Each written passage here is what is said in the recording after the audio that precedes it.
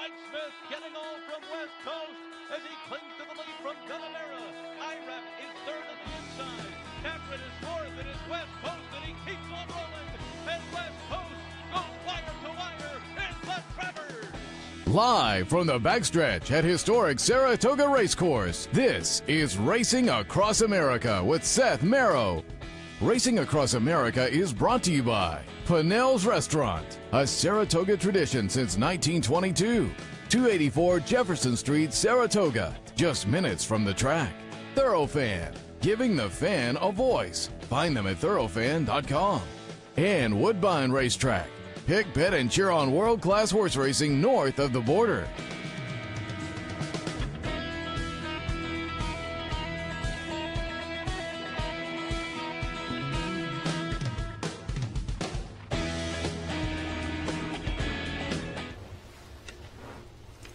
Good morning and welcome to Racing Across America on this Friday morning. I'm Seth Merrill. Thanks for joining us live from the Saratoga backstretch. A little later, Anna Seitz Cianello. She is a employee over at Facig-Tipton. In fact, I think communications and PR will have her in because, of course, Monday and Tuesday the sale happens right around the corner. So we'll get some thoughts Facig-Tipton and more. She also heads up the All About the Girls Racing Stable, which was a great organization she got together, I think, 4 or 5 years ago to bring some women into the game. And they race internationally. They had a winner just the other night, or maybe ran second the other night at Prairie Meadows, but a horse that had won a little bit earlier down at Oaklawn, though. So we'll hit on that. Joe Applebaum for the New York Thoroughbred Horsemen's Association will join us as well. We'll talk a little bit about New York racing and much more. Joe also does some pin hooking. But top of the show, happy to be joined now by Tim Wilkin from the Times-Union. As always, OTB versus the TU in the newspaper every day, and Tim and Anthony Stabile have their bankroll day in and day out. Always fun to follow horse racing via the Times-Union, and nobody working harder day in and day out than Tim Wilkin. Tim, thanks for stopping by. Thanks, Seth. Thanks for the nice words. Before we even get started, though, I have to ask you a big question. Go ahead. It's been on the lips of everyone on this backstretch this morning, from the jockey trainer softball game tonight. How much run did you get, and how did you do? I did not touch the ball last night. I was in for about 45 seconds, and Neto was saying earlier I should have left with the high note last year when I scored a basket, but last night I didn't. And I said, Mitch Levitas, as they did the team lineups, he made a comment about me and a walker. So I think that scared the coaches away, Pletcher and McLaughlin. I think they put me in for about 45 seconds in the first half and didn't get in the second half. Well, this is your walk boy. You can walk to another team. The heck with Pletcher and McLaughlin if they're not going to play you. Yeah, I'm looking for the next charity basketball. I'll move from the Globetrotters to the Wizards. Yeah. Go. I hear Guillaume's going to start a team with the Louisiana All-Stars. I would work right into that team because you had the gumbo back here a couple of years ago. And that's coming again. Going to do it again. Yes, it is. So I'd just like to go to the team lunches with Guillaume. But it was a good cause, that jockey basketball Chaplaincy, game. Yeah. I mean, I know it was going to benefit the Hurricane Relief Fund in Puerto Rico, as well as giving money for the backstretch kids for backpacks, kids going back to school. It's a good cause, and I hope they made a lot of money. Yeah, they had a nice crowd there, as they always do, and it was a lot of fun. It's amazing, the jockeys. Manny Franco, Mitch said, was the MVP, made some three-pointer. They romped us by about 30 points. The Ortiz brothers play well. And well, they take it serious. Yeah, I mean, I remember a couple years ago, and they put a portable hoop back in the jocks room, and they were practicing between races. It was like, there was a fast break where Irad came down and did a behind the back and nailed the guy who was getting the guy. Unfortunately missed the layup, but it was like, man, Sports Center highlight. They must be practicing. Well, I know that Jose and Irad played a lot in their youth.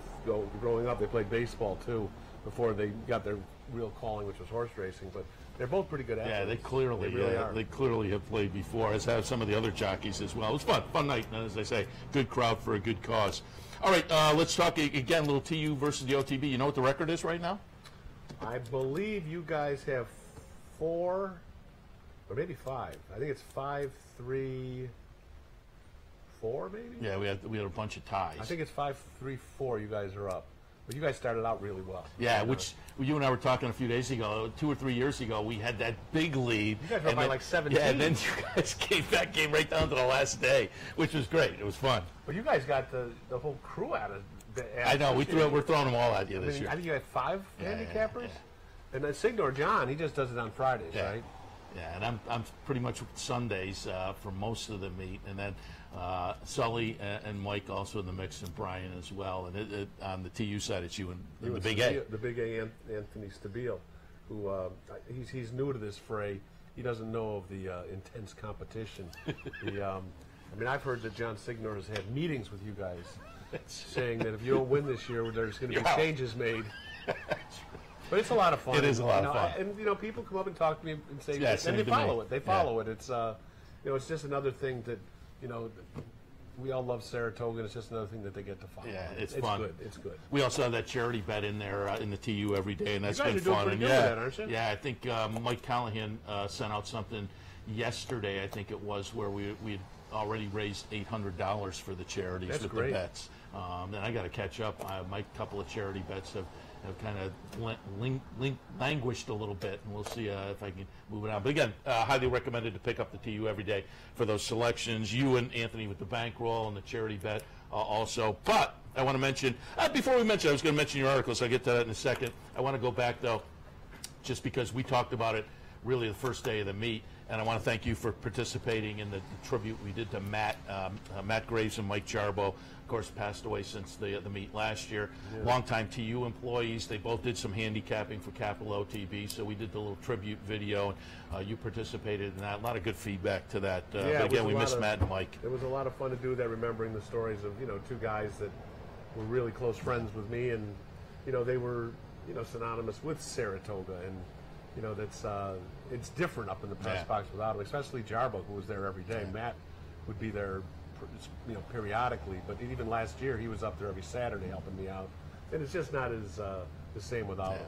But it was nice that Pedro, the press box chef, renamed the hot dog machine in Jarbo's name. Yeah. That's sort of an inside joke because Jarbo ate more hot dogs up there than the Ghost and Ghostbusters did. Yeah, he enjoyed the meal plan up there. So. Oh God, he didn't spend a dime on food outside of this place for the 6 weeks of Saratoga. And again, miss both Mike and Matt. As I say, the tribute, which we have on the Capital OTV YouTube page as well. If you follow those guys at all, certainly check that out. All right, let's get to some of the things you've written over the past few weeks as we've gotten into the meet. First, one of the things you kicked the meet right off with was a profile of the Ortiz brothers, and I'll get your take on it. Irod's riding well.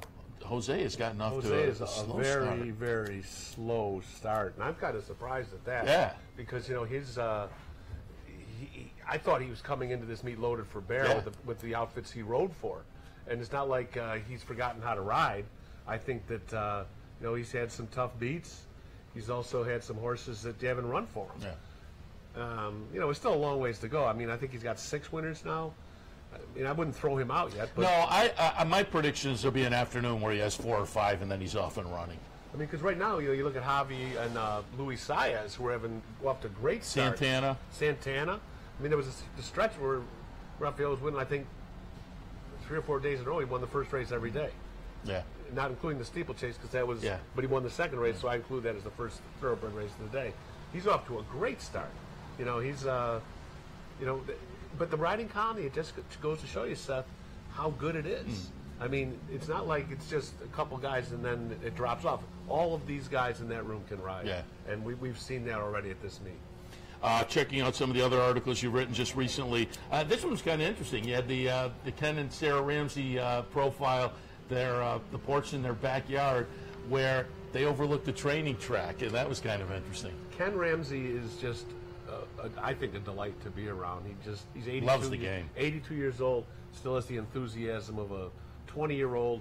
He bought the house on Fifth Avenue off of Jack Knowlton, the Funny Side fame, a couple years back, and as you can see in the photo, they're right on the Oklahoma on the horse path, and they go out there he and his wife Sarah go out there every morning, watch the horses, and Ken will strike up, the way Ken is, he'll strike up conversations with every trainer that goes by, and he just says, and that's why he named the horse Backyard Heaven, because that's his backyard heaven, and that's just a neat story, because Ken Ramsey is a good guy for racing, and I think that and his wife, and she's had her health problems, but she's up there whenever he's at the track, he's with her, she's with him, and they're just they're very nice people, and you wish them all the best. Yeah, and he certainly likes to win. He likes to play the game, and it's fun to kind of see.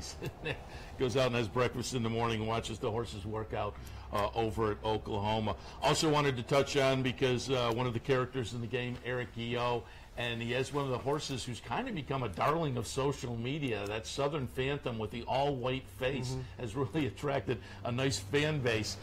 Ran earlier in the meet. Didn't get it done, but Eric said afterwards he liked the performance, and he's looking for a bounce back. He said to me the other day, I saw Guyot, he said, have me on. He's expecting the horse to win to run a week from tomorrow and run back. He said, have me on. I'll make you famous with this horse. So again, Eric Guyot, but he was out. You said as you were buzzing around this morning, he was out on the track this morning. Yeah, is that my video? Yeah, from Twitter. Okay. Yeah, he was out this morning, and he brings a buzz wherever he goes, just because of his look. And he's so friendly, and because when he was born, he was around, people were around him 24/7 all the time, and he just naturally, he's like a dog. People gravitate towards him, and the first race that he had, when he walked out of the gate, there was two horses I think that bumped, and he just kind of looked at them. So he walked out of the gate and he spotted the field with 5-6 lengths, and he finished really well, which gave Guyot a lot of confidence for his next start. I mean, I think that it would be a very popular victory if he were to get it, and I think he can. We haven't seen the field yet, obviously, but I mean, I think he's going to run back a lot better, and I think he could be in the mix. And who knows? Maybe he might even win. I mean, it would be great. It would be great if he did, because I think that. The weekend, this next weekend is the so-called slow weekend. I mean, the 4-star day is still a grade 1, but he'll spice it up for sure. Yeah, no question. Yeah, no question about it. And Guyot, always a character. So you better have your 5-second tape delay on when he's on. you get a good series of quotes in the winner's circle if that one does show up.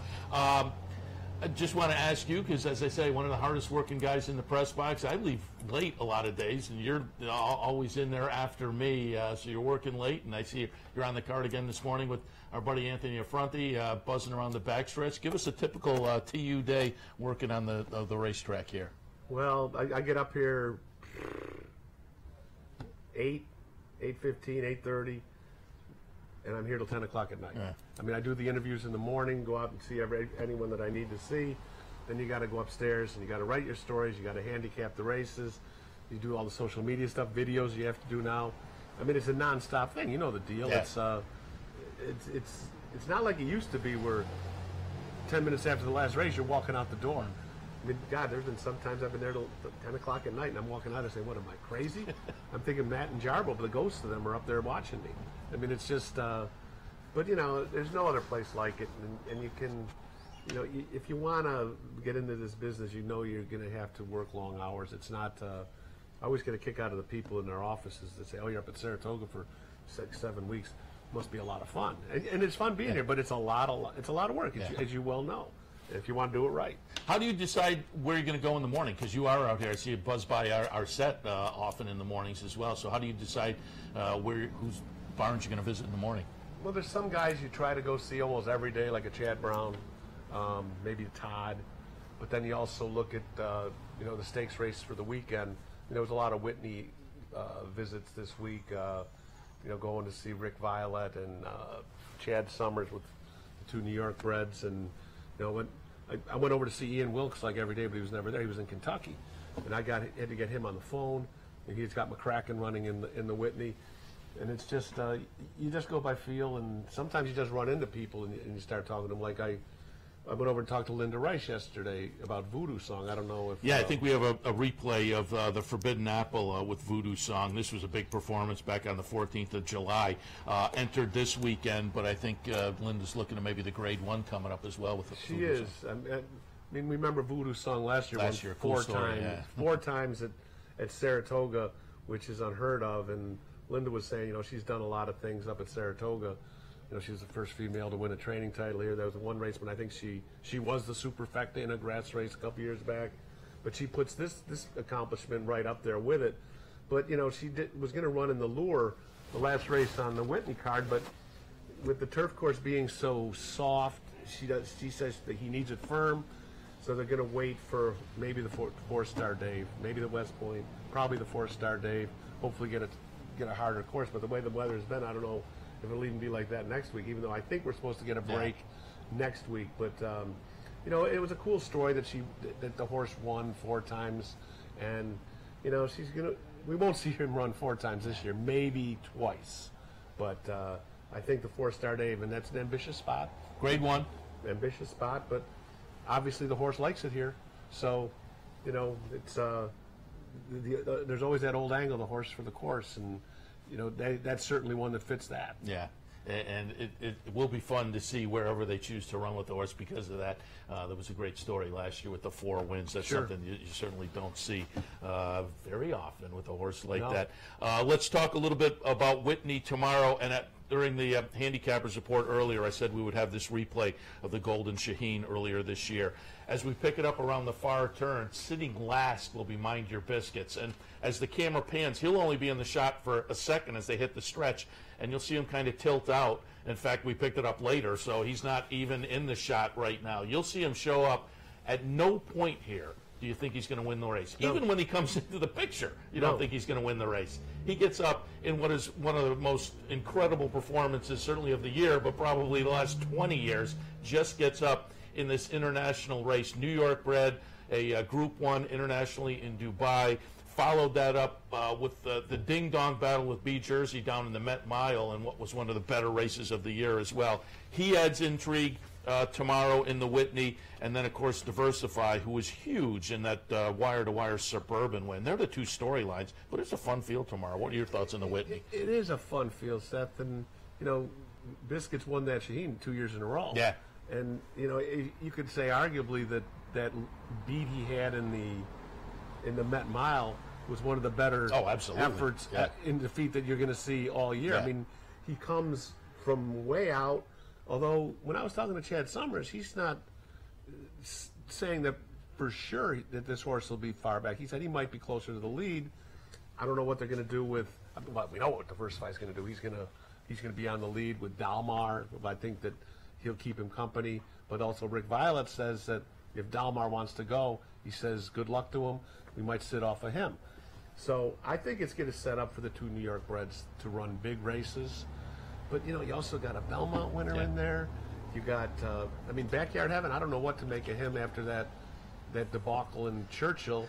There was the heat factor. There was the heat factor. Night. It was 91, even though he didn't show it, you know, but, you know, a lot of people don't show the sweats. But, you know, the humidity was the thing, too. And he had no excuse when he came into the stretch. He looked like he was going to go right by and win. But, you know, I think, you know, knowing Chad Brown, he's going to have him cranked up, ready to run. I think that, you know, you got to put him in the mix. But I think right now, I mean, I haven't done the whole handicapping thing right now. I think I'm going to put Biscuits on top because I just think he's a top solid horse. And I know it's the first time he's going around 2 turns, first time he's gone this distance. But in the Met Mile, it looked like he wanted to go further. And I think that he's definitely a major player. Yeah, I think with Diversify and Mind Your Biscuits and Backyard Heaven, and as you say, and some others in there that make it interesting, I think it's a really fun edition of the Whitney. Just before we let you go, let's get some thoughts on Travers. Certainly, we had the big 3-year-old races this weekend, the Curlin and Tenfold. Good Magic in the Haskell, Hofburg in the Curlin, Tenfold in the Jim Dandy. Obviously Justify at the top of the class, but he's done, retired, and so now we're trying to sort things out underneath, as you wrote in a Times Union article. Shaping up to be an interesting field in the Travers. It is. I mean, obviously Justify would have been the cream on top of the cherry on top of the cream if you would go that far, but obviously we're not going to get him. Good Magic, I would think, is now the leader of the active 3-year-olds. But if he runs the race he did in the Haskell, even though he didn't beat a lot in the Haskell, save for Bravazzo maybe, I mean, he is definitely the horse to beat. Wonder Godot, the filly coming in, she chipped in here Monday from Canada. You had a nice shot, too, and I pulled it off your Twitter feed of her walking through the stand, and all the other horses are saying, hey, who's that? Yeah, right, but what is this? And she might be the biggest horse in the field. Maybe Gronkowski will give her a run, but for the money for that. But, you know, Wonder Godot is going to be the sentimental favorite for every, especially female fan that is here. I'd be shocked if there aren't Wonder Woman the outfits there because she's, you know, the horse is named for Gal Gadot, who's the Wonder Woman actress. And Mark Casse told me he's starting to make buttons up for, you know, the horse in a Wonder Woman outfit, sort of, that he wants to give out to people when they're around the barn. And then, you know, the other Casse horse, Flame Away, who was second in the Jim Day, will not run in the Travers. Yeah. And he says, John Oxley, the owner, is not doing it because the other filly. He says that, I mean, I don't know if I believe that, but I guess Flame Away could show up in the Jerkins or the Smarty Jones down at Parks on the same day as the Travers. But they said they want to get more confidence into that horse, even though the Jerkins is going to be a tough field. I mean, you're going to have Promises Fulfilled coming back into that one. But, you know, the Travers is the Travers. Bravazzo, Gronkowski, Chad's training that horse up to that race. And that horse is a monster. I mean, he surprised everybody when he was second in the Belmont. Yeah. I mean, could he do it again? Could he possibly do this? I had talked to Chad the day before, and I don't think Chad was even that confident he was going to get that kind of performance. He just came into his barn, and you know, Chad does a great job with every horse that comes into his barn. Let's face it. And Gronkowski certainly surprised me. I mean, I would have the Super with that if not for that. But you know, I think Gronkowski has to be in the mix, and you know, Hofberg, he didn't beat anything in the Curlin, but he looked good doing it. Yeah. I mean, it's and a lot of people have been on his bandwagon ever since. Still lightly raced. Still lightly raced, but they've been on his bandwagon ever since that Florida Derby. Yeah. And you know, he's third in the Belmont. He had that trouble trip in the Derby. I mean, he could put it all together. But Good Magic, I think, is the horse everyone's going to have to beat. Absolutely. And again, it's going to be a fun Travers coming up towards the end of the meet. You previewed it already a little early in the Times Union, as we say. Some of the other stories we touched on, the Ramsey story is fairly recent. The shot we had, the video we had, were from your Twitter feed, and obviously with you bouncing around the backstretch, recommended that people follow that as well. But pick up a Times Union on a daily basis, and you can watch the TU Capital OTB face-off on the selections page as well. Tim, appreciate the visit.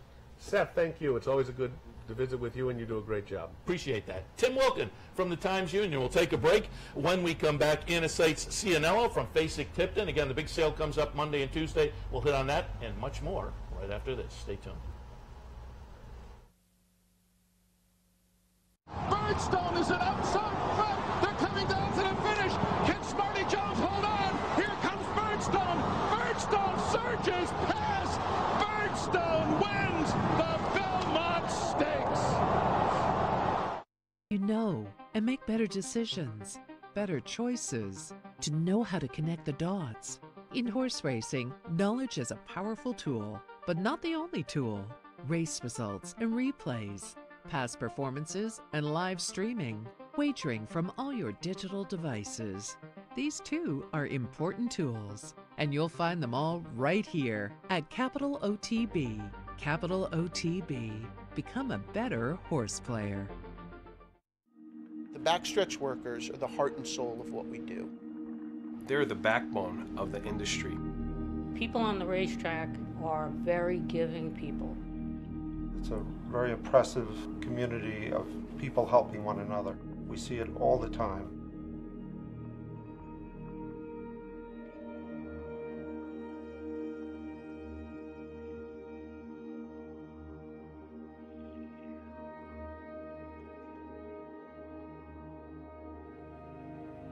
Any help we need it.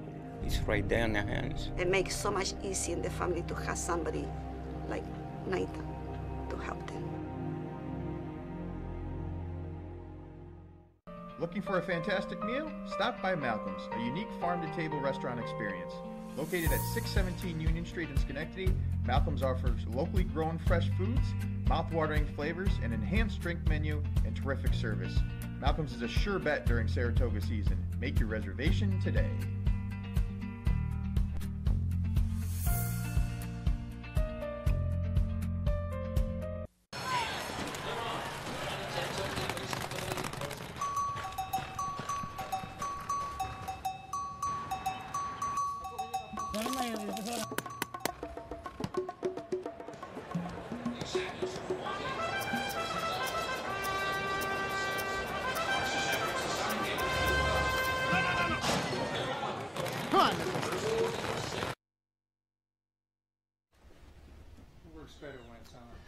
Welcome back to Racing Across America on this Friday morning. Again, coming up Monday and Tuesday night this week, and again next weekend, Saturday and Sunday, New York breds, but Monday and Tuesday night, the select yearling sale here at Saratoga over in the Facing Tipton Pavilion, right up East Avenue, 2 blocks from the track. Highly recommended. It's a fun evening, nice social event. You can watch the yearlings and kind of get into the swing of things, but we thought we would talk about that.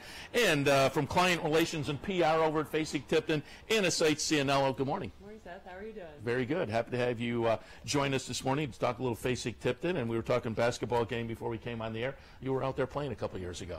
I know. I have to take a year off because I'm pregnant, but I'll be back next year, so I figure, let the jockeys have a year to win it, and then I'll be back. We could have used you. It was a little brutal last night. That's what I read about it. I was like, man, I miss it, though. I do love playing. It's fun. I look forward to it every year. It was killing me. I only got in for a moment, but and I said on the handicapping show earlier, at my age, I play like 3 nights a week in the wintertime. At my age, I have to be good on the fundamentals because I'm not gonna buzz by anybody. And being a fundamental guy, it was brutal to sit there on the bench last night. No fundamentals. I said, get Jeremiah under the basket and just feed him all night long. We'll score anytime we want. But nobody was thinking until the end of the game. Then he got a couple of. Jeremiah also made a couple of 3-pointers. Did he? But yeah. Really good athlete. But yeah, the jockeys. Way to go, Maya. Yeah, the jockeys. Manny Franco good, the Ortiz brothers good. So it was fun, and it was obviously for a good cause. All right, we came in to talk about Facing Tipton and Monday and Tuesday night, 6:30 both nights, right? 6:30. We're a little earlier this year. Give us a little pre-game kind of what the optimism is and whatnot. 255 yearlings entered in the sale. What are the expectations? Well, we have pretty high expectations this year because we're coming off a very strong sale last year, and our graduates are performing tremendously. As we see on our catalog, we've got all these 6th grade 1 winners out of the sale. So, and we actually had to build a new barn. We just have so much need for selling horses, so we built a beautiful new barn, and it is up and running now. People are over as we speak looking at yearlings, and there's a really good buzz. There's just a lot of people want to be here. It's a fun time. I mean, they want to be at the races. They want to be at the sales. Everybody, it becomes quite an event to attend. So. And obviously the pavilion filled with buyers, the backyard as well. But I ask this every year just to reiterate to people who have never been over there. I always tell people if you're coming to the track, come sales week because it's a great addition to kind of the social scene and the fun in the evening. But again, I'll let you reiterate. It's open to the public, and I always say, I think you guys are happy to have them over there because it adds that buzz to the whole evening. It's gotten so crazy. I just had a seller come and talk to me because he said, "Can you move me down a little bit inside the pavilion? Because last year all the fans were leaning on my shoulders, and I'm trying to sell horses." I think the public, if the public could just be aware that people are trying to conduct serious business. But other than that, we love having them there. I mean, it adds to it because then the bidders get a little more aggressive with their bidding, and it becomes this, you can just feel the tension in the air. And every year there's that handful of horses that get up and start to flirt with and then go by the 7 figures and the whole place starts to... And then those poor yearlings get all spooked, but that's part of it, And again, out in the backyard there's the walking ring and folks can go out there. There's an open air bar, there's a little eating area, but you can go out and watch the yearlings walk around and kind of see, make your own predictions and fantasy. It's definitely a lot of fun. Right up East Avenue. Again, we're 2 blocks away from the track. Really convenient, 6:30 both nights. It is called the Select Sale. So what does that mean as far as how people get a horse into the sale? So a select sale, not anyone can sell in that. You would have to nominate your horse to our sale. We would look at your pedigree, and then we would send our sales team. We have a tremendous inspection team that would go out to your farm and look at your yearling, and if it approves the certain confirmation things that they're looking for, then we would accept your yearling to this sale. So this is a select sale, and it's hard because we have to turn a lot of horses away because we only have so many stalls, but it makes it, you really want to breed a horse pointed for this sale. It makes it exciting. And it's fun also during the meet to look in the PPs and see horses that were sold here last year making debuts or maybe with the season under and kind of coming back and winning. The graduates come across the street, and we unfortunately lost a big part of our sales team who was one of our major inspectors is Bill Graves, and we named a race after him tomorrow. Nice. So we were feeling a big loss. He had a short illness, but he was his touch is on a lot of these horses. So hopefully we have a really big year just in memory of Bill. Yeah, that's great.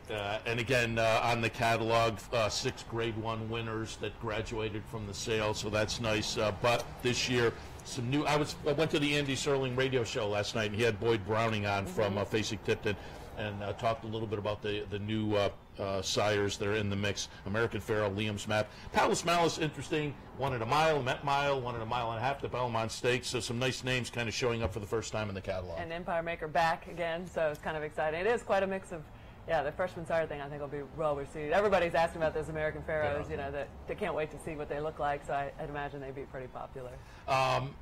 From last year, as I look through and handicap myself, Golden Sense was one that is getting runners to the track for the first time, and it's interesting for me from the breeding side of things to look at those new sires and kind of catch on to them this time of year. Any anticipation of some of these new sires who have come on the scene and kind of made a little early splash in May, June, and July? I think, are you saying freshman sires at first year stallions? Who have already had some runners who are maybe catching a little buzz already with their runners so far. I'm trying to think. I'm part of a freshman sire contest. Who's leading right now? You caught me on off. As I say, Golden Sense to me is surprising us a little bit. That would be a good one. Yeah. I used one of his on today's program. Again, to me, those are interesting to watch when you get into May, June, and July as they start to make that, because then you can catch them maybe a little bit early as they have 3 wins and 8 starts, and if you hit on something like that up here at Saratoga, maybe make a little money. Again, it is Monday and Tuesday at 6:30. Let's also mention next weekend, a week from tomorrow and Sunday, the New York Bred Sale, which has also become very, very popular. I think it's 30% bigger this year too, so that new barn again will be filled next weekend. But the New York Sale itself, it's not technically, it's become a lot more select, and then we have to turn down a lot of New York bred yearlings just because obviously there's so much money to run in these restricted New York races, which is, it's good.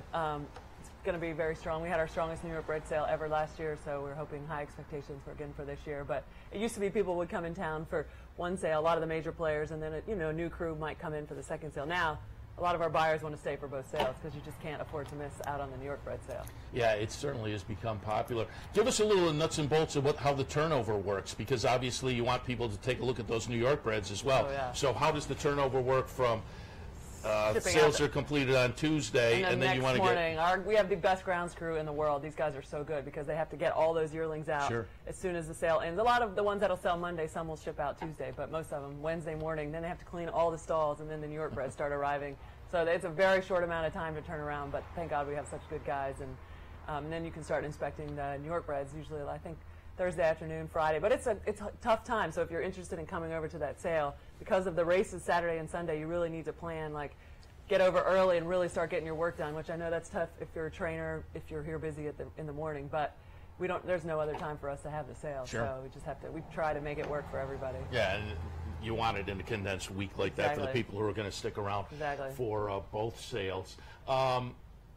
Again, Monday and Tuesday, the main sale, Saturday and Sunday for the New York Breds, and I pulled up also a little preview of it, and 38 yearlings are siblings to graded or group stakes winners, 16 of them related to grade 1 winners. Any names or any hip numbers maybe jump off the pages? We were just talking this morning, Labrador, who is very, very famous, her baby's in the sale, so I think she'll be a popular one. Obviously, well, Rushing Falls, her half is not in this sale, but Rushing Fall was a graduate of here, and the owners, obviously, E5 are big New York supporters, so it's pretty cool to see kind of, trying to think, I should have written some hip numbers down for you, but I don't know. I'd have to look up some hip numbers. I can send them to you. We'll watch as the numbers creep up. Exactly. And I will ask, again, a nuts and bolts question. If people go over, obviously, as you said, people are already over there looking at the horses, but on both Monday and Tuesday night, they also pull the horses out and folks take a look. What is the game plan? What are those folks looking for when they say, hey, pull this one out and let me take a look at this? The potential bidders as they're looking at the horses. They're looking at their conformation. They want to see how well balanced they are, if everything is set up. There's certain things like flaws of a horse that you wouldn't want to buy. Certain trainers look for certain things in bloodstock agents of how the horse is put together, how well balanced, how well they walk. These are obviously yearlings, so they're not in training, so you don't get to see them jog, or at a 2-year-old breeze-up show you get to see them train. So. And then you would send your vet over to the repository to look at the x-rays. You would also have a veterinarian do an endoscopic exam on their throat to make sure they don't have any breathing issues. So there's a lot of things that have to come together in order to, 1, get into the sale, and 2, become a big one of these horses. So. And then the hand goes up, or maybe it's just a wink or a nod, or whatever. Oh yeah, they're pretty slick over there. You can't tell who's bidding. They hide. Our bid spotter is always like, but you get to know the serious players. And I will say, I've been going over there for years and years and years, and I watch the bid spotters, and all of a sudden they're like, and they're like, I didn't see anything happen. They're good. there. They are good. You're like, no way, but they're also talking to each other. I mean, you think it's just they're up there kind of just, but they have a whole system down. I mean, it's amazing how they all work together with the auctioneer, and everyone is on the same page. Yeah, it's pretty a lot cool of to fun. watch. And they're in their tuxedos. And that happens in the pavilion, but there's also a bid spotter out in the backyard. We take as well. live bids outside, and we just ask the general public to not be in the area where the live bidding is, just so that our live bidders can bid. But you can stand. So you don't wind up with one. For you might be careful. Don't raise your hand. So, you scratch your nose, and all of a sudden you're going home with a horse. Exactly.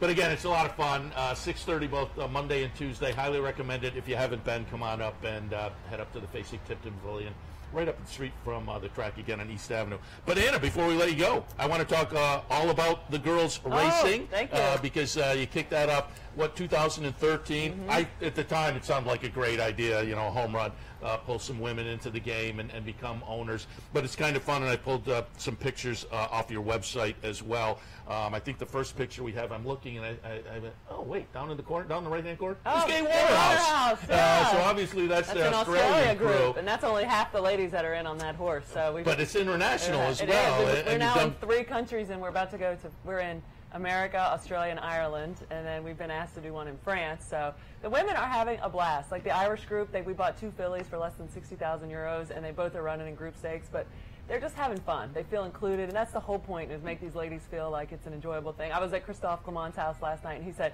I'm ready, I want to train for the girls, so I think we'll probably do one with him soon. It's just about working to get new ladies in and showing them a nice experience and making sure they feel a little included. Sometimes we can feel a little excluded in this sport, so that's all. We just want to make them have a nice time. Yeah, and I sent in a couple of pictures, and I think one of them was a winner's circle in Ireland, but also as I was looking, you had a horse called Our Majesty, a couple a week ago, finished second at Prairie Meadows. She got DQ'd. She won and got DQ'd. Oh, I didn't see that. I just saw the result. Oh, that's frustrating. Twice she's won. She won a stake, and then she won, and out of 5 times we've won and gotten DQ'd twice. But I'm trying not to, be bitter. She's a nice filly. She's healthy. She's sound. Ron Moquette's done a nice job with her. We have won earlier this year down at Oaklawn. Yep. Yeah, nice. And so we're hoping we wanted to run her up here. I don't know if there's anything for her, but we're looking everywhere for a race for her now. That'd be great. Yeah, that'd be fun. Bring some of the partners up here. Oh yeah, they love Saratoga. Yeah. We do a nice party on Sunday for all the women, and we invite all the women, regardless of which syndicate they're involved in or which trainer, to come to all the functions, so they can get to know other ladies. And then if they want to go to the races on a day we don't have a runner, they can call those women and have some friends. Yeah, nice. That's the goal. And again, it's all about the girls racing, and you have a nice website that has all the information if people think about getting involved. Thank you. And if people are over in this country, can they get involved with the horses overseas? Absolutely. That's kind of the plan, because we like it so that they can. A lot of women want to go to Royal Ascot, and they don't know who to call over there. So if they're part of one of those syndicates, they call their friends over there. So, and that's a lot of women want to do one in France. So I think a lot of my American partners are very interested in doing the one in France. Yeah, so nice, they want to drink good wine and eat all that good food. So they're smart. Perfect. Can I join? Yes, we have a lot. We do have men that join. If they like the horse, if they like a stallion that we buy out of, and they're like, I'm going to join this one. I'll just put it in my wife's name. We're fine with it. We just ask, let the women feel like they can name the horse, and How do you look in a dress? Okay, probably. I don't know. I haven't looked lately, but I look good all the time. Exactly. You look good in everything. But as I say, it seemed like a home run of an idea, and as I looked at the website and looked at some of the results and whatnot, it seems like it's worked out. So again, if folks are interested, it's all about the girls racing. You can check it out, Google the name, and you'll come up with the website. So again, congratulations on that as well. And good luck on the sale coming up Monday and Tuesday, and a week from Saturday and Sunday. Appreciate the visit. Thank you. So good to see you. You too. Interstate Cianello from Facing Tipton. Sale coming up Monday and Tuesday. All right. We'll head to a break. He's in the green room right now. It's Joe Applebaum from the New York Thoroughbred Horsemen's Association. We'll talk that organization and much, much more with Joe. Won the BC Challenge a few years ago on the contest side as well. All of that up next. Stay tuned. For 4 generations, Bruce Cerrone and his family have continued the 96-year tradition of delighting their local following and faithful summer crowd with the finest authentic Italian recipes. Classic Italian dishes made with the freshest ingredients and served in a home-like setting, where everyone is welcome. Some things have changed in the last 96 years, but not Pinnell's commitment to the finest in Italian cuisine. Pinnell's Italian Restaurant, a Saratoga tradition since 1922. 284 Jefferson Street, just minutes from the track.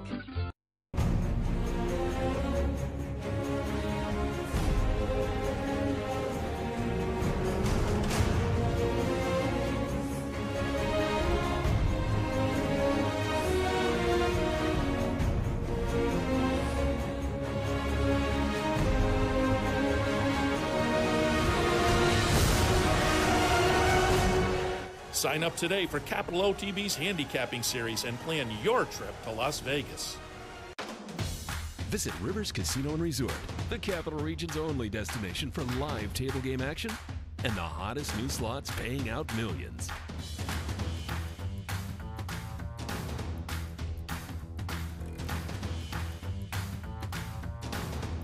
And they're off. Horse betting is now at Rivers Casino and Resort with Capital off-track betting terminals and live tellers located just off the gaming floor at Van Slyck's. Get in on all the action at Rivers Casino and Resort. Funding your Capital OTB bet account is as easy as 1, 2, 3. 1. Easy Money. Clearly the fastest and easiest method of depositing funds into your account. Make deposits or withdrawals in just minutes. 2. Green Dot Money Pack. Gives you instant access to your funds. Green Dot Money Packs are available at thousands of retailers nationwide. And 3. MasterCard Visa. Simply click on the link from the funding page, enter your account information, and fund your account. CapitalOTBBet.com. Log on today.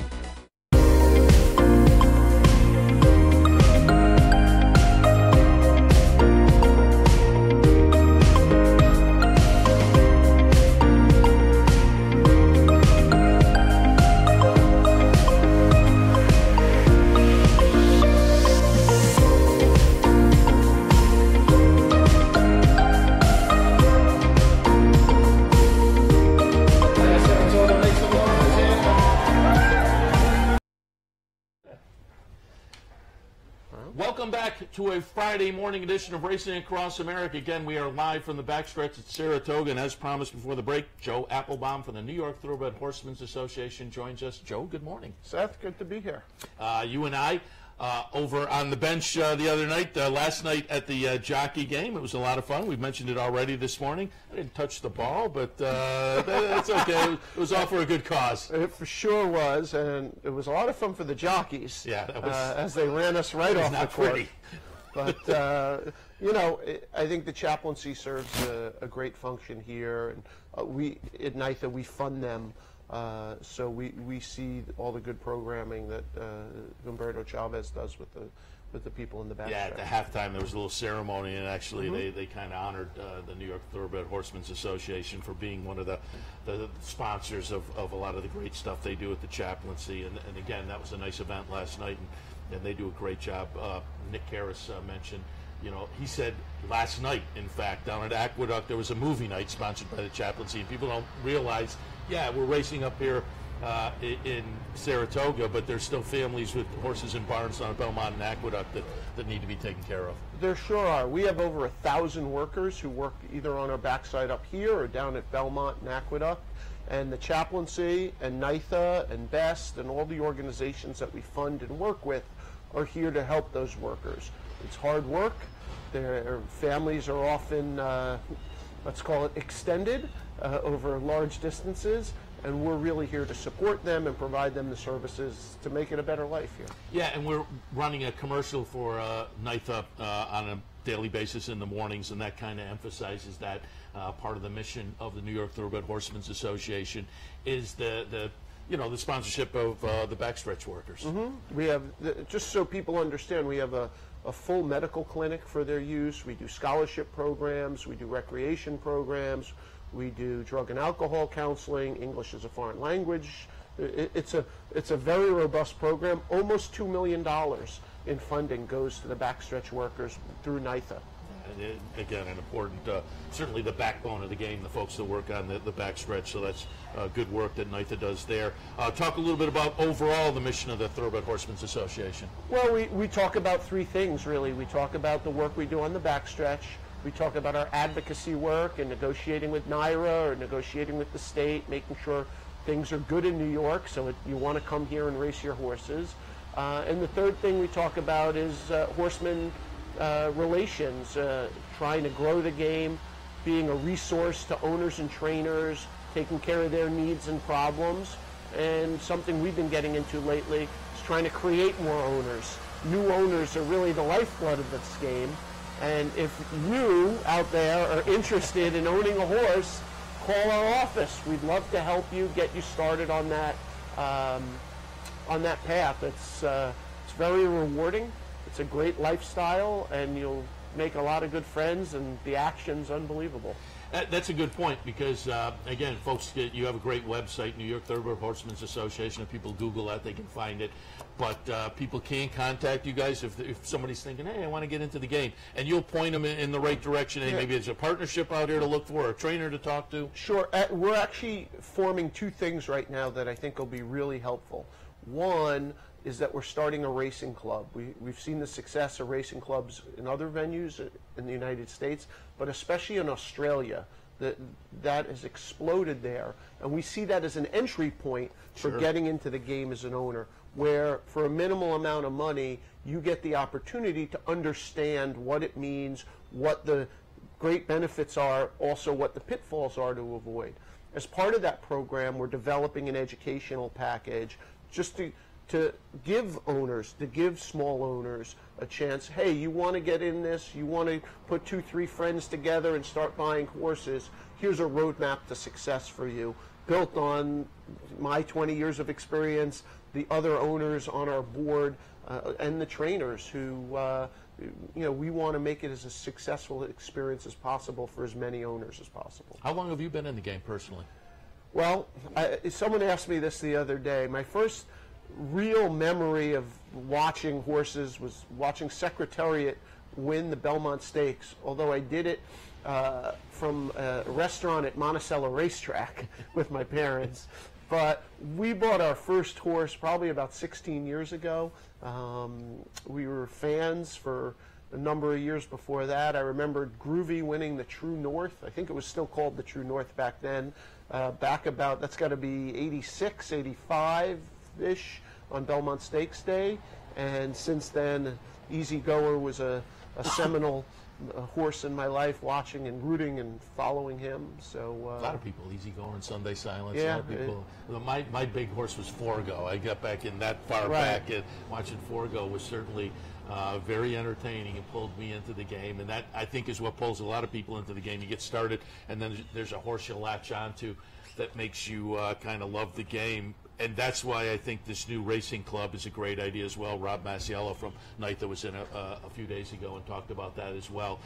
The Churchill Downs Racing Club has been successful. They wound up with a pretty nice horse. We can get something like that up here in New York. Again, I think great idea to pull some new people into the game. Yeah, Churchill really lucked out. There's obviously no guarantees, but I know Rob, who's really an emerging owner here in New York, and he's on our board, has been very aggressive in pushing us in that direction. I think it's the right way to go. We really want to expose as many people as possible to the benefits of horse ownership. It's a virtuous cycle. Our friends at Fasig-Tipton, who are just here, like it because more horses get sold. Trainers like it. There's more horses in their barn. There's more jobs. Racing office loves it. There's more horses to fill races. Bettors should like it. Bigger fields, more handle, bigger purses. The owners like it. So it's a really a virtuous cycle if it works. Rob himself is a perfect example, a guy who got started in a partnership side of things and then branched out on his own, and I think that happens for a lot of owners. I think so too, right? So the partnerships have really democratized racing. It's given entry point to a lot of people. One of the things that's important is for the game's health is to use that entry point to create lots of other smaller partnerships and for guys to quote-unquote graduate out of those partnerships. So we have a lot of different owners. It's important. Another issue for NYTHA I know that's important, and we were talking the other day with Aaron Yagoda about it as well, but year-round racing in New York, up here at Saratoga, it's always good to kind of step back and just remember that wintertime racing in New York pays a lot of the bills. Some of the big stables will ship south in the winter, but there are some staples that stay in New York, and that really, as I say, pays some of the bills for them in the wintertime, and I know that's an important issue for you guys. It not only pays the bills, but I'd ask everyone to look at the card today and the next few days. We literally couldn't card the races without the guys who are here year round. It wouldn't happen. You would be racing 3 or 4 days here in Saratoga, maybe 7 or 8 races a day. We need people here on a full-time basis. We have a stable staff, which benefits everyone. It's revenue producing all year round. And because of that, we now have horses here that can card races in May, June, July, August, September, October, that, you know, it just wouldn't happen otherwise. I think also people forget, Seth, you may remember, Saratoga wasn't always the jewel, right? It used to get outdrawn by Aqueduct years ago. And if we don't have a healthy ecosystem for the entire state, no one's surviving and thriving without a healthy ecosystem for the entire state.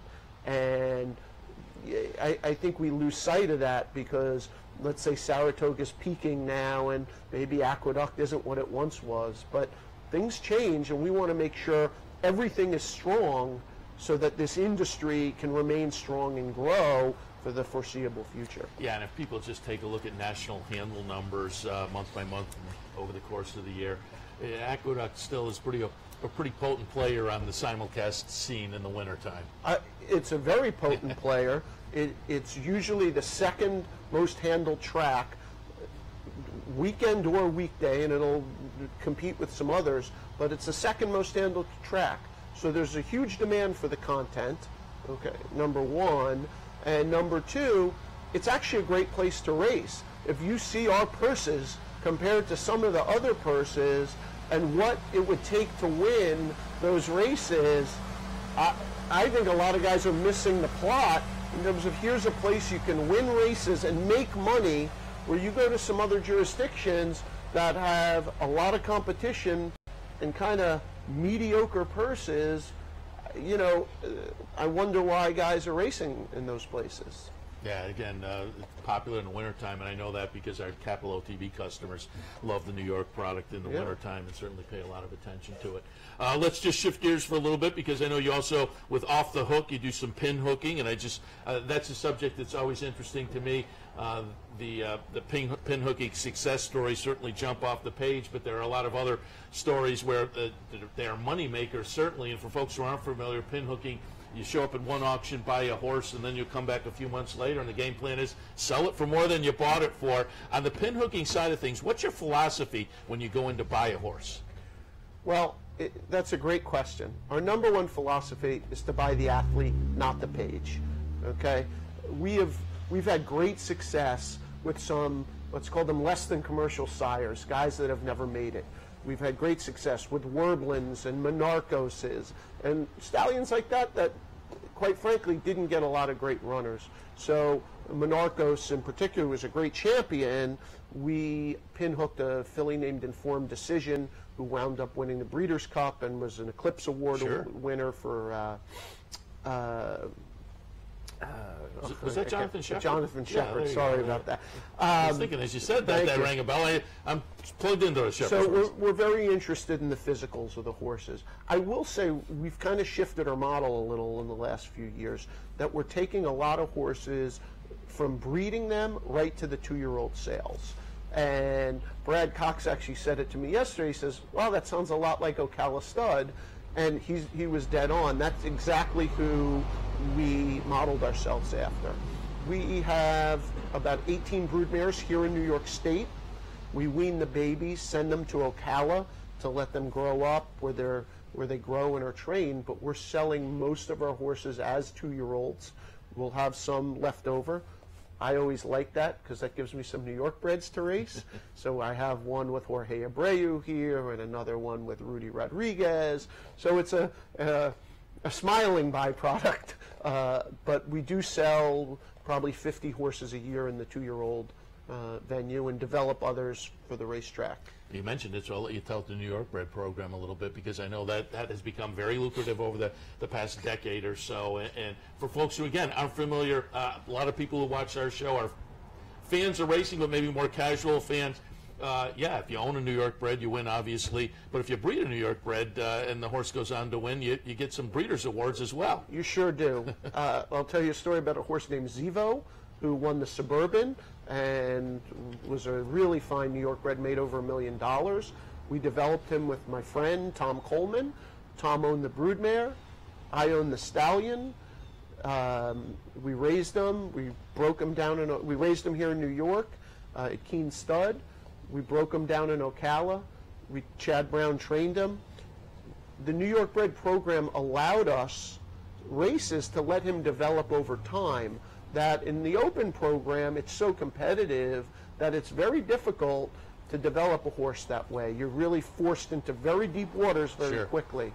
And this was a horse who was a tall, rangy, late developing horse, and that program really benefited him. It gave us races where we could build him up, and then when he was ready for open company, he was really ready.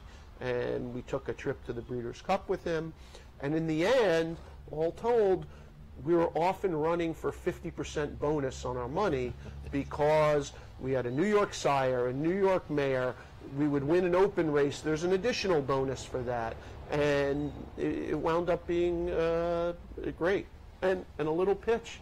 Zevo is standing as a stallion here today at Irish Century Hill Farm, just outside of town. And as they say, I think a lot of people aren't familiar with that as a breeder, yeah, you make some money certainly going to a sale and selling a horse, but you're kind of tied in and rooting for that horse throughout the rest of the career with those Breeders' Awards. As a breeder, you're that #1 horses fan. Not only are you getting your Breeders' Awards, but you're hoping your broodmare appreciates in value because of the success of the offspring. So. And Joe, before we let you go, I have to touch on it because I mentioned it before you came on. 2016 Breeders' Cup Betting Challenge. I'm assuming, it had to be the last race. It was the Breeders' Cup Classic, so Arrogate over California Chrome. A nice exacta hit that zoomed you to the lead. Yes. I was sitting there trying to figure out how do I get even close to the lead, and I didn't know if we could get there or not. But I went into the day wanting to bet as much money as I could on Arrogate in the last race. I didn't have enough money to bet on him at 9-5 to get from about $15,000 that I had to 65. Which was the leader at the time. Which was the leader. Yeah. So I just targeted the lead, and if he wins, who's likely to run second? California Chrome is a really great horse, so we let fly, and everyone believes there's a lot of skill in these games. Obviously, I was really, really lucky, but it was a gratifying moment. Yeah, I can bet, and I will tout again. I keep touting the low rollers over here on Sunday and Monday, and I get them all. And folks can get in those kind of contests for a modest amount of money. They have the bigger contest that they have here every year for, I think it's $2,000, $1,000, so $2,500, $1,000, maybe the bigger contest in a week or so. But I always tout the contest because you have to go on them and look at it. You handicap a little bit differently, and you're looking for some value, and it just, I think it makes your handicapping better. Well, it adds a whole level of complexity to the game. I'll be honest, I'm almost exclusively a live money player. And I find that kind of money management, cash management part very interesting. I know a lot of guys don't, but I will tell you it adds a whole nother level of complexity, and it's a greater challenge. And there's a lot of camaraderie in those rooms too, and you see different styles of play, and you meet other people who are dedicated to this game and as obsessed with it as we all are. And I think you'll find that sense of community there that can be often hard to find in other places. Yeah, I listen to Steve Bick as he does the radio show from the NHC, the Las Vegas contest every year, and you get a real feel that 2 days in Las Vegas, there is that camaraderie, but I'm sure it's the same at all those live money contests. It sure does. You see old friends, you compare notes, rivalries developed, all the things that happen in a competitive environment, but it's great to see other people. Let's be fair, this isn't 1974, and we're not the most popular sport in the country. We're a niche sport, which is great. It's fine. But we need to kind of revel in those of us who are really deeply involved, and I know most of your viewers are. That's why they're tuning in. And this is a chance to not feel so isolated and to see, there's other guys like me out there. And women. There's a lot of women playing the contest, absolutely. too. And that's part of what I love about Saratoga, and I say it all the time. You go downtown and the folks at the next table at dinner are talking about the double that afternoon, the triple the next day. And so you get that sense of camaraderie up here really kind of on a daily basis. Joe, we got to let you go, but we'll again tout NYTHA, the website. Folks want more information, as you say. You're into ownership. You want a little more information there, or just information in general on NYTHA. Check out the website, or if folks see you walking around, they can stop you and ask you. Please stop me. Many people already stop me, but don't let that hold you back. We're here to support our owners, our trainers, and all the backstretch workers. And if you have ideas, concerns, you want to get involved, we love having people involved. We have lots of committees, scholarship committee, benevolence committee, ownership committees, always dreaming up new ideas and trying to get them in practice. So give us a shout, grab me if you see me wandering around the backyard. That's where I usually am, and we'd love to talk with you. Joe, appreciate the visit. Seth, a pleasure. Joe Applebaum from the New York Thoroughbred Horsemen's Association. We'll take a quick break, and then we'll just come back and kind of wrap things up on this Friday morning. Stay tuned.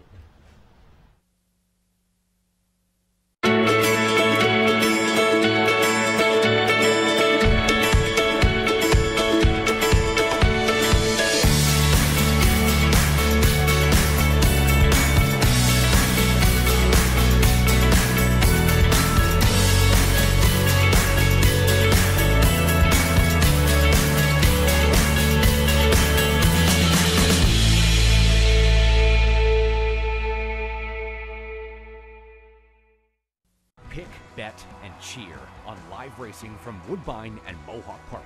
Thoroughbred and harness action. The wagers are just the beginning. Watch award-winning broadcasts covering both breeds, incredible battles contested over the most unique grass course in North America. Experience the full fields with over 130 thoroughbred and 160 live harness days. Get access to free handicapping material and join the ranks of Woodbine and Mohawk Park players from all over the globe. For more information, visit woodbine.com.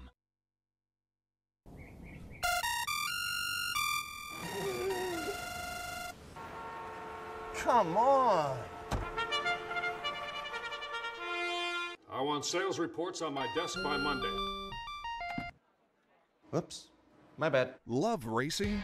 RTN brings you every live simulcast on your home television, plus live video streaming and race replays on your PC and mobile devices. To order, visit rtn.tv.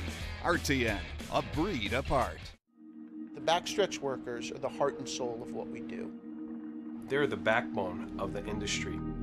People on the racetrack are very giving people.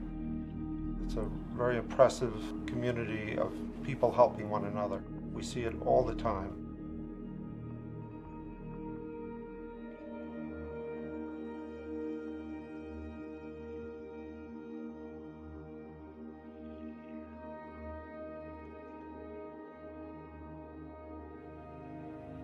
Any help we need it. It's right there in their hands. It makes so much easier in the family to have somebody like NYTHA to help them. A day at the track isn't complete without a night at the Horseshoe. Great food, hot music, and cold drinks. So why go downtown when all the action's just across from the track? The Horseshoe Inn at the corner of Nelson and Gridley.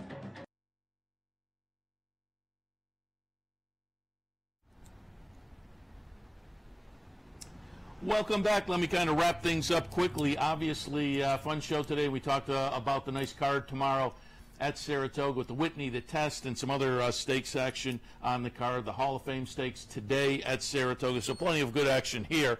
But do want to mention tomorrow out at Del Mar, the Yellow Ribbon. Nice field of 12 entered. Cambodia, the morning line favorite, but as indicated by that morning line price of 7-2. It is a wide-open race. Cambodia's last year's winner for Tommy Proctor. Halle Bell will be ridden by Joe Bravo for Mike Stidham and Godolphin. We had Joe in here yesterday. He thought the third-place finish in the Modesty last time was better than it might look on paper. So, again, the Yellow Ribbon at Del Mar tomorrow. Out at Mountaineer tomorrow, it is the West Virginia Derby. Field of 9 entered. King Cause comes east for Doug O'Neill. Once on Whiskey also comes east, but this one for Bob Baffert. Rugby Man for Graham Motion, and Mr. Freeze for Dale Romans. Brad Cox brings in High North, the horse that won the Northern Spur down at Oak Lawn and looked poised to kind of be an interesting player on the 3-year-old scene. Then tossed in a fourth-place finish in the Peter Pan, but last time won the Iowa Derby. So High North a little bit interesting in that West Virginia Derby tomorrow at Mountaineer. So there are some other stakes maybe to pay attention to on a Saturday as well. But as I say, really nice card here tomorrow with the Whitney as the highlight at Saratoga, and then the test also on the card. Do want to mention the Bounty Bet continues today. The Bounty Bet this afternoon is a late pick 5 here at Saratoga, $975 in the Bounty. If you hit that late pick 5 with your Capital OTB bet account, you can potentially pick up a portion, or if you're the single winner, all of that $975 bounty. So again, Bounty Bet today, the late pick 5 at Saratoga. Jump in with your Capital OTB bet account.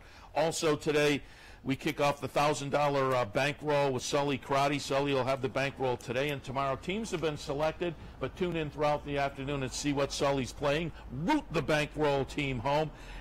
With the weather, it's tough, and Brian Edo last week, it was a little bit tough with the weather for him. He got back in gear last Saturday. We'll see how things work out over the next couple of days. I'm sure Sully has mapped things out one way or the other with the weather, but as I say, tune in and see how it plays out this afternoon with cut-ins with Sully Crotty and the $1,000 bankroll today and tomorrow. Coming up on Sunday, double promotion down at the Clubhouse Racebook, NYRA Pick 4 and a match bet. That is Sunday at the Clubhouse Racebook. Monday, there's an online knockout challenge. That comes up on Monday. Tomorrow, Handicappers Report at 9. Saturdays at the Spa at 10 with Brian Nadeau. He'll have Chad Summers and Rick Violet on. And I think a guest to be announced. I think he's searching out one more. But a couple of the big players, obviously, with Violet and Chad Summers, with two prominent runners in the Whitney. So tune that in tomorrow at 10 o'clock as well. All right. We're running a little bit late, but nice fun show this afternoon. This morning, Tim Wilkin from the Times-Union, Anna Seitz Cianello from Fasig-Tipton, and Joe Applebaum from NYTHA on this Friday morning here live from the Saratoga backstretch. No weather to speak of right now. It is overcast, but there is no rain at this point at Saratoga. So if you're thinking of coming up, so far so good. We'll keep our fingers crossed that things hold, as they have really on a number of days at the meet where the weather forecast was a little bit dicey, but things have held out for the racing. As I say, we'll keep our fingers crossed. That's how it works today with the nice stakes race to Hall of Fame on the grass a little bit later this afternoon.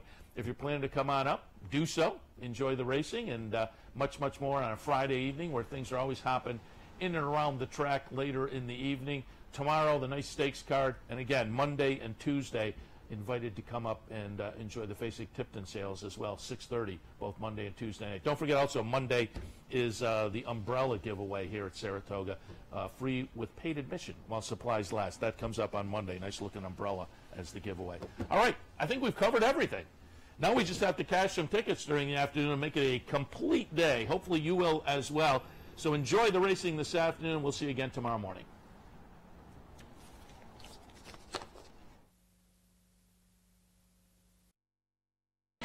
You've been watching Racing Across America with Seth Merrow. Racing Across America has been brought to you by CapitalOTBBet.com, the premier online wagering site in New York State. CapitalOTBBet.com. Sign up today. Pinnell's Restaurant, a Saratoga tradition since 1922. 284 Jefferson Street, Saratoga, just minutes from the track. Thoroughfan, giving the fan a voice. Find them at thoroughfan.com. Woodbine Racetrack. Pick, bet, and cheer on world-class horse racing north of the border. And the new Capital OTB mobile app. Wager anytime, anywhere. Download it free from the iTunes Store or Google Play.